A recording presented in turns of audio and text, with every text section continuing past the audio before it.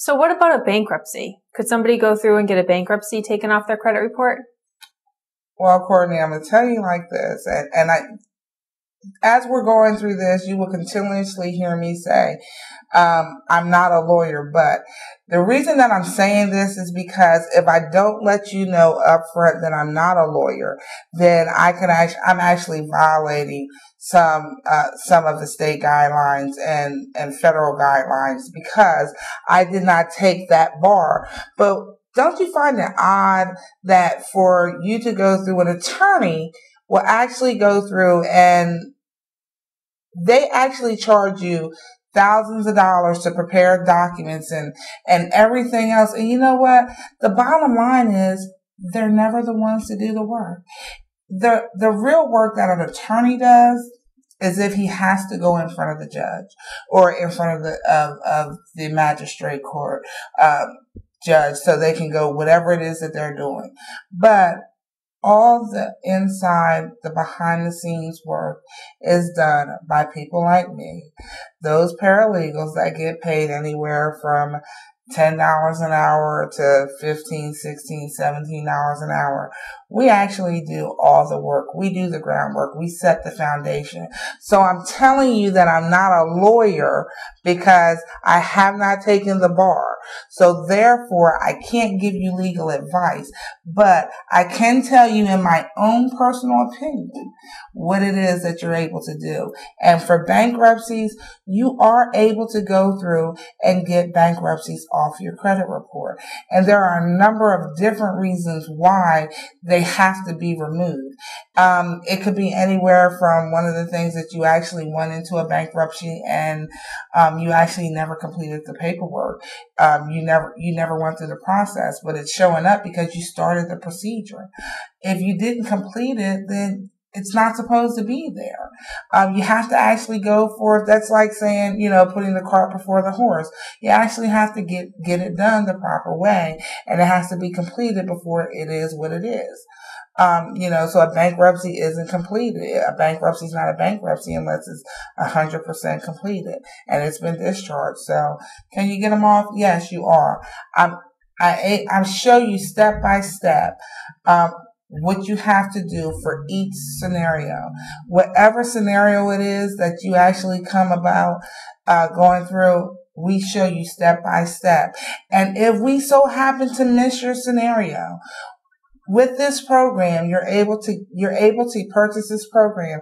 You are able to call in and ask any questions. Your scenario may be one that I didn't cover.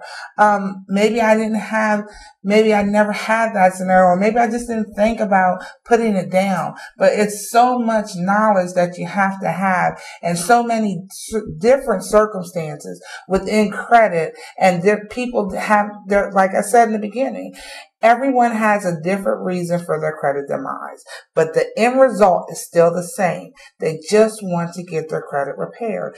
Doesn't matter how it came to be. They just want it fixed. So if for some reason I don't have an example or a way that you can go through and do it within that program, you still can call me because you get that with the purchase of the program in the first place. Michelle, how does a person know if credit repair is right for them? Okay, Courtney, what you have to do is ask yourself some key questions. Number one, do you have people calling your house and you're avoiding your phone calls and you're afraid to answer your phone or afraid to look out the door? If that is a yes to that question, then the answer is yes. It's something that could actually help you out today. Have you been turned down for one or more things that you've applied for? That it doesn't even have to have any great merit. Whether you went to apply for a store card or a gas card and they've turned you down. And then they tell you, oh, well, unfortunately, I'm sorry, Courtney, but at this time, I'm not able to extend you a line of credit, but you will receive something in the mail within 7 to 10 business days. At that time, guess what? That something's wrong. I need to find out. Now, keep in mind, when they send you this information, if they send you a denial letter, it's going to have on that denial letter too many inquiries. not enough, too much delinquent credit, too many open accounts. Those are key indicators to know that you are in need of some help.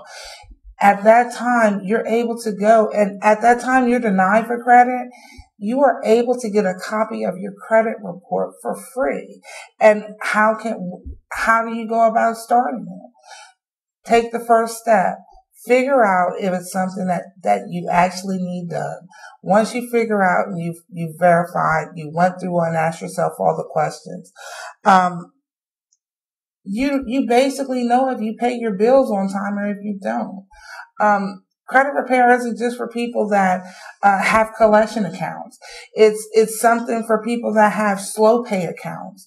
If there's issues with the accounts that are not reporting correctly, or you could even have stuff that's been sitting on your credit for 10 years and it's actually went through and it's exceeded the amount of time that it was supposed to drop off from your report. These are things that actually qualify you for this program. It may be one thing. It could be one thing now and it could be 20 things, down the line. Those things can actually snowball. Take the first initiative to go through, verify it for yourself, and then actually, find the problem. After you found the problem, then you form the hypothesis to actually see what you can do to resolve the problem, and then you act on it. To sit there and say, oh, my credit is bad and I don't know what to do. It's going to continue to be bad unless you do something about it. So that's what I'm here to help you do. I'm here to help you take control and do something about it.